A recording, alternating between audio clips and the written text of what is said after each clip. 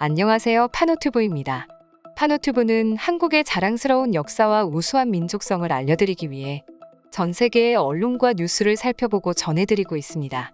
또한 전 세계의 한국의 올바른 역사와 뛰어난 문화를 알리는 영상을 제작 중입니다. 키노시타 유우카는 일본 후쿠오카현 출신의 방송인입니다. 키노시타 유우카는 일본에서 유명한 음식 공모전에 데뷔한 지 5년 만인 2014년 5월 28일에 첫 얼굴을 알리며 방송인으로 활동을 시작하며 동시에 유튜버로도 활동을 시작했습니다.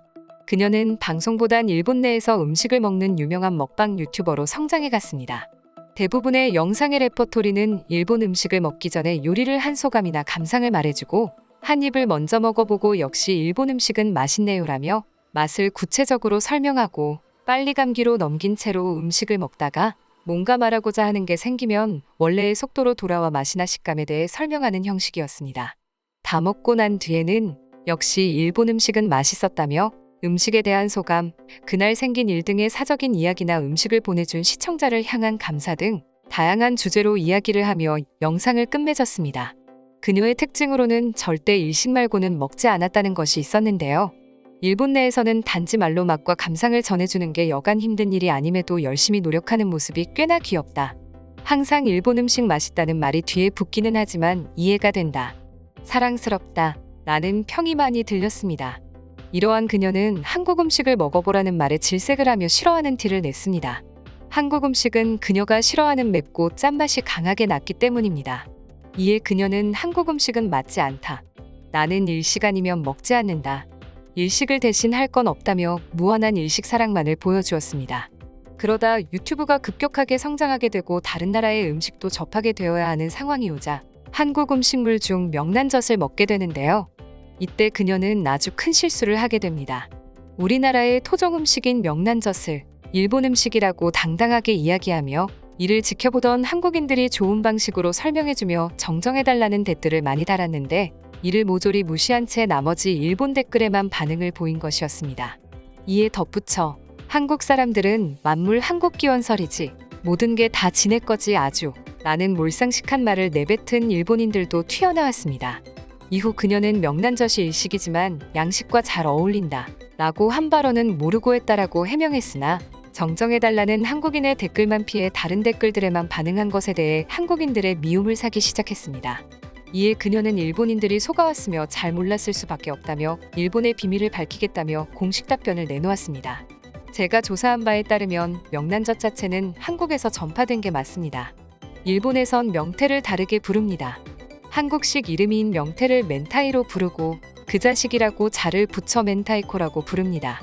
원래는 하얗게 그냥 소금으로만 절인 건 타라코라고 해서 일본에서도 먹긴 했습니다. 일본인들은 고추를 음식에 넣을 줄 몰랐습니다. 그럼 고추를 넣은 버전이 어떻게 생겨난 걸까요? 일본에서는 이를 우리가 직접 만든 것이라 하지만 사실 후쿠오카에서 명란젓을 가져온 일본인은 일제강점기 때 조선에서 태어난 사람이었다고 합니다.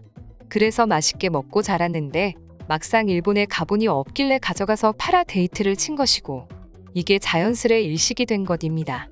여러분들도 속지 말고 제대로 된 역사와 음식 문화를 알고 계시길 바랍니다. 한국인들에게 진심으로 다시 한번 사과드립니다. 사실 키노시타 유우카가 명란젓을 일식으로 착각할 수 있습니다.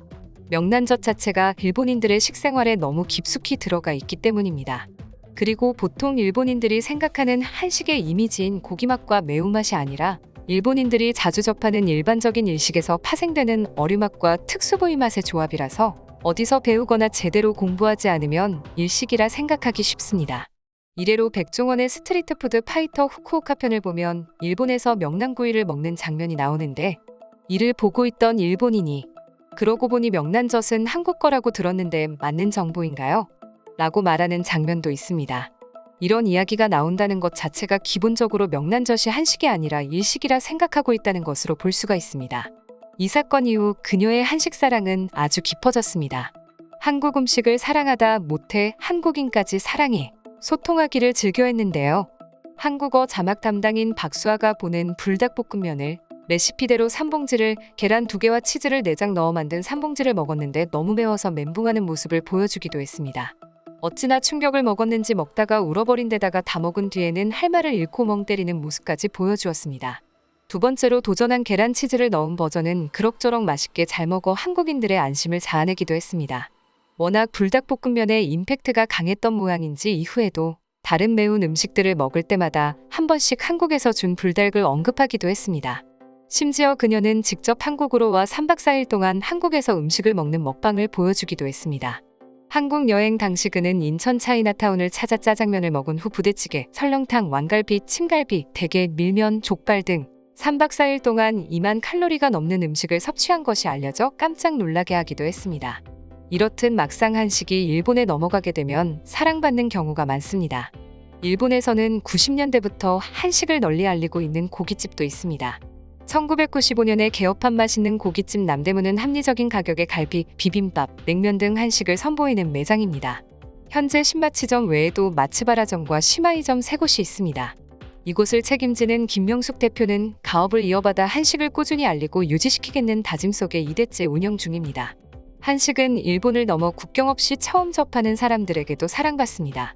뉴욕의 어떤 음식 평론가는 한식을 두고 이렇게 훌륭한 음식이 잘 알려지지 않은 것은 불가사의하다고 말한 적도 있습니다.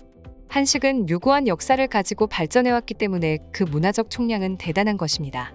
우리 음식은 시대를 달리하면서 계속해서 변화해 왔습니다.